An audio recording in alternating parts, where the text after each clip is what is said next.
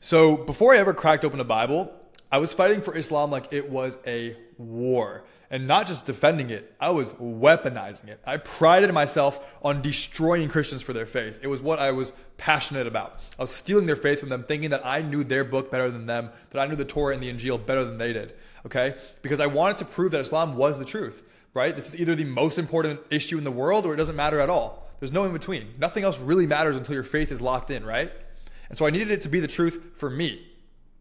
And so trust me, I didn't just leave Islam casually. Like, I fought to stay Muslim. I studied, I went deep, and I pushed every single doubt down. And still, after all that, I ended up walking away. And so I really want to talk to you guys about why. And there's so many comments that I will respond to all of them. I really love this because it's encouraging a discourse that not many people talk about with love and grace. So please comment below everything that you're feeling. I want to talk with you guys. That's like, I'm not here to just yap on a screen for you guys, okay? So I wasn't raised to question stuff, right? I was raised to believe that Islam was the ultimate final truth, that the Quran was perfect, that the Prophet Muhammad was untouchable. But I am not built to blindly follow. Like, I know a lot of you guys aren't either. Like, you guys are chain breakers and black sheep, and you are question askers. And if I'm going to live for something, it better be real. And so I studied. And I'm not talking about these like fluffy Christian TikToks. I'm not talking about these Bible podcasts, right? I'm talking about pure theological Islamic tradition and hadith and tafsir and the history of the Quran and historical context and how things were built from the inside out. Okay? Hours of Islamic apologetics. And every time a red flag popped up, I told myself, relax. There's context. There always is context. But eventually there were too many red flags, too many loose threads that the more I pulled on them, the less I got. Okay? And not enough answers. And so there's a few breaking points that personally for me, I couldn't unsee. There's a lot. But these were the ones that did it for me. Okay? So let's talk facts. Muhammad married a 6-year-old. That's not Islamophobia. That's Sahih al-Bukhari in the hadith. The most verified hadith on how you can interpret the Prophet's life based on the Quran is Sahih al-Bukhari. So we're using Islam and Quran tradition here, okay? He led over 24 military raids. He beheaded entire tribes. He had slaves. And when he died, he didn't even know if he was saved. And this is a comparison to Moses, who killed a guy in the desert, or King David, who was a king as well, right? Dawood.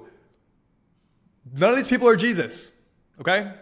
So in Sahih Bukhari 5266, okay, he literally says, even though I am the messenger of Allah, I do not know what will happen to me.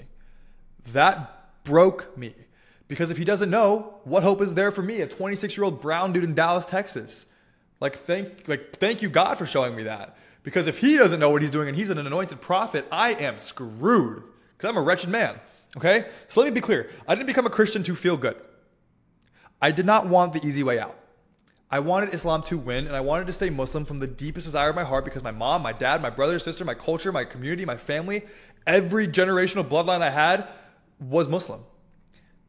And so becoming a Muslim wasn't a desire, it was a death sentence for me, okay? And in some areas, it is literally a death sentence, right? Talk about the underground church in Iran right now who's laboring, and so many people are coming to Christ in Iran, one of the most hostile environments for this kind of stuff. Anyways, that's a whole different video, okay? But the truth isn't about comfort. It's about what's real, okay? And the more I chased truth, the more everything kept pointing me back to Jesus Christ and the crucifixion, okay? Because that's the final crack. We can go back and forth in the comments, guys, about like different contexts and this and that and that. The only thing that matters is the foundation of Christianity, which is the crucifixion. It's not a minor issue. Christianity stands or falls on the death and the resurrection of Jesus, okay? And when I started digging into the history, I found something that broke me. Every serious historian, scholar, well-anointed person of that time, Christian, atheist, Jewish, agreed that Jesus was crucified. And the only thing that didn't say that was the Quran. And so the Quran gets in this like weird loop of like using itself to defend itself, but there's not any historical context that any of that stuff happened, okay, in the Quran, what that claims. And so that's not a small disagreement. That's a fatal contradiction. That is 2 billion Christians, 2 billion Muslims, fatal. One is lying. Who's right? Okay? And you have to choose. Do I believe history? Eyewitness accounts from more than just the apostles, but by the way, the apostles who died for their testimony, or believe a book written 600 years later by a man who never met Jesus, who, when the official Quran was actually compiled, was well after Muhammad's death, and it was burned. You can look up Uthman and the story of how the Quran was burned, how there was 10 different languages of Arabic and many variations. They need to standardize it to preserve the word. So it wasn't even Muhammad who finalized the Quran, right? And so when I left Islam, it wasn't freedom. This is the thing that people really understand. All these subtopics, we're going to be going so deep these next 90 days, guys. I appreciate me letting me bounce around here, okay? But it was grief when I left. Because the second I confessed that Jesus was my Lord and Savior, I would lose my world. And I did. My father flipped. My mother sobbed. My friends vanished. I went from being the strong Muslim debater to being completely alone. A super successful, fit, young, hungry, inspiring 20-something-year-old man to being a outcast. But I would rather have every single thing with Jesus than keep everything without the truth. Okay? So to the guys who are watching this who are holding on with everything they've got, if you're holding on to Islam right now and you're starting to see these cracks and you're starting to ask these questions and you're seeing these healings and promises of God that are happening all around you and you're wondering why it's not happening to you yet, I know what you're feeling and I know it's terrifying.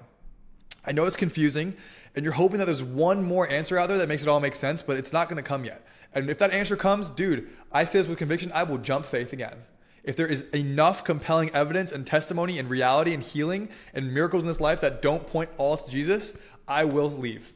But deep down, you already know truth isn't hiding. It's right in front of your face. And Jesus is not running from your questions. He wants every single one of them. And he is the only one bold enough to answer every single one of them head on and say, I love you for asking that question. Here's what it means. Islam was dodging me this entire time and Jesus met me. So you guys don't need to be scared. You don't need to be ashamed and you don't need to stay in some sort of isolation or unintegration in the dark. I fought so hard to stay Muslim, guys, and I still walked away. And not because I was weak. It was the hardest thing I've ever done in my life, okay? But because the truth convicts and the Spirit convicts and the truth will always win, no matter your feelings, no matter your family, no matter what your brother says, no matter what your dead grandpa who was Muslim says, who gave you his life and his energy and his love. The truth is here and it will convict you and Jesus is coming back. And this channel is for people like you, okay?